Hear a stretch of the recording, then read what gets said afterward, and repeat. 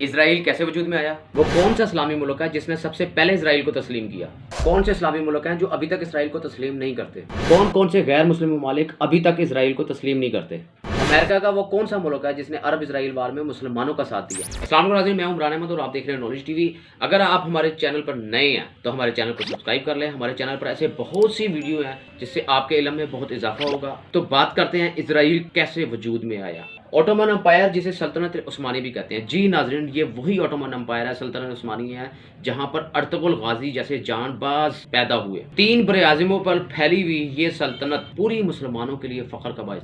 یہ وہ وقت تھا جب مسلمان پوری دنیا کے اوپر راج کرتے تھے۔ میں نے آپ کو بتایا کہ 3 براعظموں پر یہ مشتمل تھی۔ ورلڈ وار 1 1914 سے لے کر 1918 تک 4 سال جاری رہی۔ اس میں اوٹومن امپائر نے جرمنی کا ساتھ دیا۔ جرمنی اور اوٹومن امپائر دونوں اتحادی تھے۔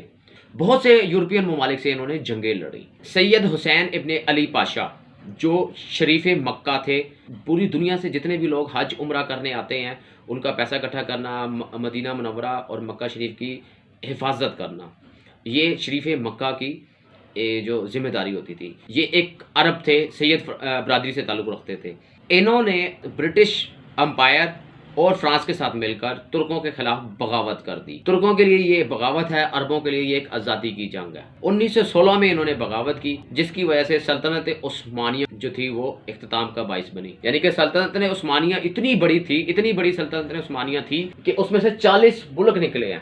برطانیہ نے سید ابن علی پاشا کی مدد سے اوٹومن امپائر کو 40 حصوں میں تقسیم کر دیا۔ حجاز یعنی کہ مدینہ منورہ کا ان کو بادشاہ لگایا۔ وفاداری کے صلے میں ان کے 2 بیٹے جو تھے، ان کو ایک کو اردن اور ایک کو عراق کا بادشاہ بنا دیا۔ آج بھی اردن میں جو بادشاہ حسین بن عبداللہ ہیں وہ ان کے پڑ پوتے ہیں، یعنی کہ سید حسین ابن علی پاشا کے پڑ پوتے آج بھی اردن کے اوپر حکومت کر رہے ہیں، جبکہ عراق سے ان کی جو غالباً 1959 میں ان کی حکومت جو تھی وہ ختم ہو گئی تھی۔ سلطنت عثمانیہ 40 ملکوں میں ڈیوائیڈ ہو گئی۔ اب ان کے جو حصے تھے وہ مختلف ملکوں نے آپس میں بندر باٹ والا حساب کر لیا۔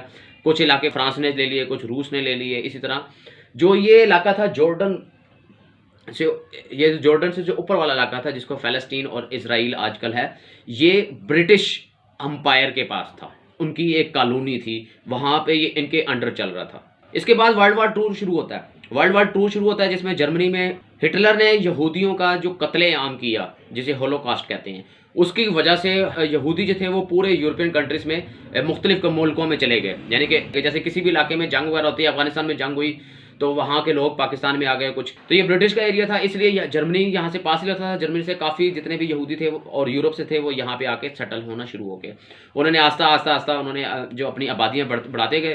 ایک اسکالر تھے، انہوں نے زائنزم کی انہوں نے ایک بنیاد رکھی، جس سے پورے یورپ اور پوری دنیا سے جو یہودی تھے یہاں پہ آ کے اکٹھا ہونا شروع ہو گئے۔ 1948 میں یہودیوں نے اپنی ایک علیحدہ ریاست کا اعلان کر دیا۔ یونائٹڈ نیشن نے 2 نیشن تھیوری پاس کی تھی، جس میں تھا کہ جو علاقہ اسرائیل کے پاس ہے وہ اسرائیل کے پاس رہے گا، جو فلسطین کے پاس ہے وہ فلسطین کے پاس رہے گا۔ انہوں نے اعلان کیا، اس کے 11 منٹ بعد یو ایس اے نے اس کو تسلیم بھی کر لیا، یعنی کہ اس کے پیچھے امریکہ کا بڑا زبردست قسم کا ہاتھ تھا۔ ترکی پہلا مسلمان ملک تھا جس نے اس کو ایز اے اسٹیٹ قبول کیا۔ ابھی یہ آزاد ہوا ہی تھا کہ اس کے اوپر 5 ملکوں، جس میں ایجپٹ، جارڈن، عراق، سیریا اور لبنان، انہوں نے اس کے اوپر حملہ کر دیا، کافی علاقہ ان سے چھین لیا۔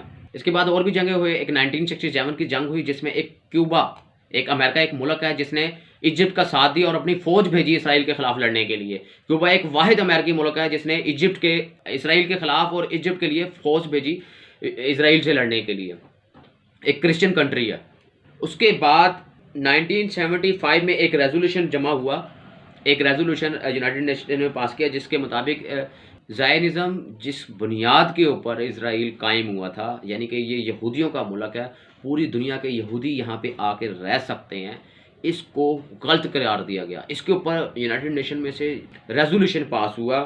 آپ لوگوں کو شاید یقین نہ آئے، میں آپ کو ریزولوشن نمبر بھی بتا دیتا ہوں، 3379، 10 نومبر 1979 میں ایک ریزولوشن پاس ہوا تھا، جس میں یونائٹڈ نیشن نے کہا تھا کہ یہ جو زائونزم ہے یہ بنیادی طور کے اوپر ہی غلط ہے۔ اس کو جو تھا کافی ملکوں نے اس کو، جس میں انڈیا بھی شامل تھا، اس نے بھی اس کے اگینسٹ جو ہے ووٹ دیا تھا، یعنی کہ اس نے بھی کہا تھا کہ زائنزم کا جو نظریہ ہے وہ غلط ہے۔